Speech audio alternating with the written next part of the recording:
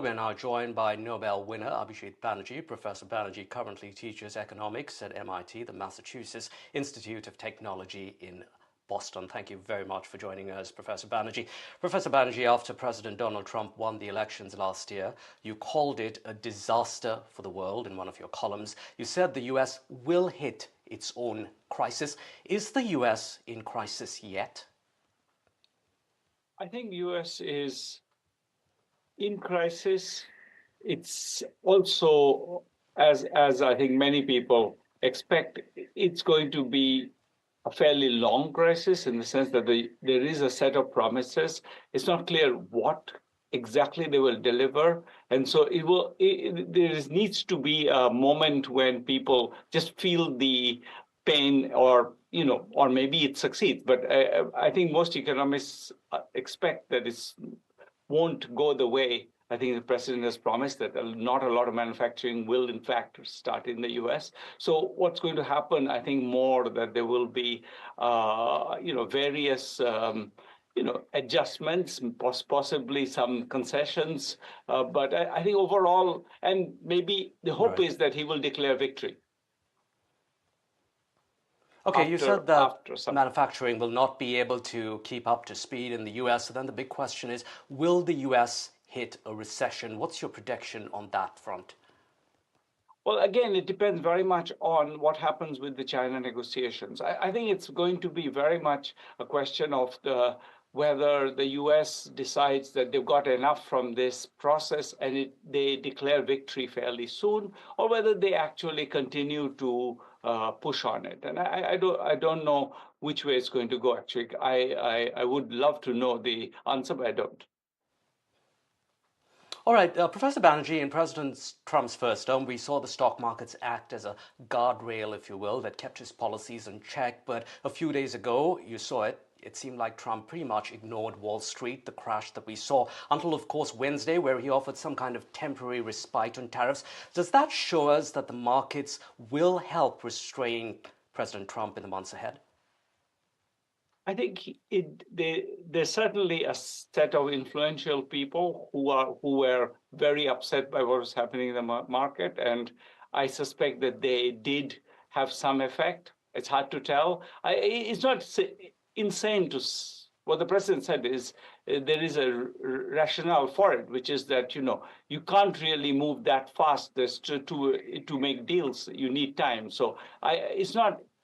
One could imagine that he really means 90 days and there will be deals. And if there aren't deals, then he's going to go back to his promised tariffs. I think there is a pressure on him to make deals as he had promised.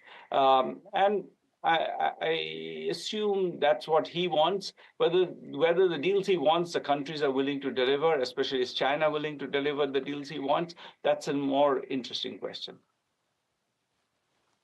All right, Professor Banerjee, let's move on to talk about the culling of nearly all USAID contracts. Your Global Research Center or lab, which works to reduce poverty, has been affected by those cuts. Now, one of the arguments for the USAID cuts is government waste.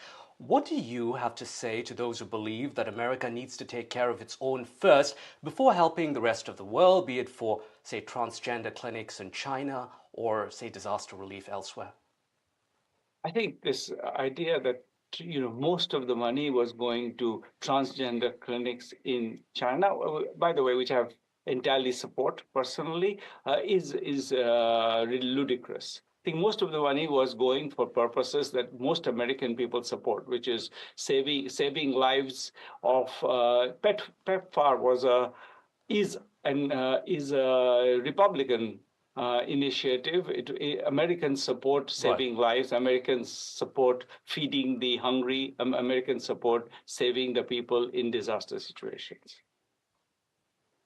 All right. In your recent opinion piece, you, along with your fellow Nobel laureate and wife, Esther Duflo, say that the world doesn't need the US to raise this money, like, for example, USAID. So where do you intend this money going to come from?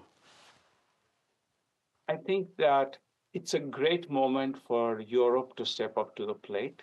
I think that they have I think President Trump is right in saying Europe has in some ways, surrendered its leadership in the world. It's not taken a lot of initiatives to kind of lead the world. I think it's a moment to lead the world. There is lots of it's not a lot of money.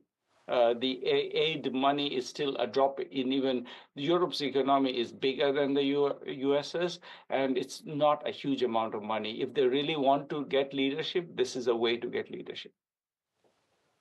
And is it also time for countries like we saw in China, for example, what it did with helping with the earthquake relief in Myanmar, or India for that matter, really stepping up and claiming some of that soft power here that the US could potentially lose out on? China is certainly doing that. China is very aware of it. It's very mindful of the fact that this is an opportunity for it. They are acting on it. It's very clear that they're mindful of the fact that you can buy soft power relatively easily, especially if the US has stepped off that plate. So much to ask you, Professor Banerjee. Now, the Trump administration has withheld federal grants on elite US universities. Foreign students have been arrested for opinions on Gaza. As an academic, how does that play on your mind each time you walk into your classroom? I think that there are many parts of it, and we won't have time to discuss all of it, but I'll say one thing that I think is very important. I think if America's leadership in the world comes hugely from its scientific leadership, and to the extent that that's something that's not being given the appropriate value, I think that's costly for America in the long run. I really feel that there are other things, civil liberties that I think need to be respected, but I think just from American self-interest, it is actually sort of strange to me that this wonderful and really the world's envy, the U.S. University system, is being sort of thrown to the dogs. Right. That seems strange to me. Yeah, worries about innovation, American innovation potentially being hit down the road. Professor Banerjee, your love for cooking is an open secret. Your recent book is part memoir, part cookbook, so changing tracks here before we let you go. What's a must-try recipe in there for our viewers from a Nobel laureate like you? I think there's a recipe for some halim in there, which I came from one of my cousins. I've tried it many times. We still have a little bit of winter left in the US. It would be a great time to try it. Right. It's a winter dish. Okay, thank you so much indeed. Gonna definitely try that from the cookbook. Professor Banerjee, Nobel laureate from MIT, joining us here. Professor Banerjee, you've said that you arrange each day with some kind of relief or interesting thing to do. So hopefully this was this interview today. Thanks so much for your time here on Washington Watch.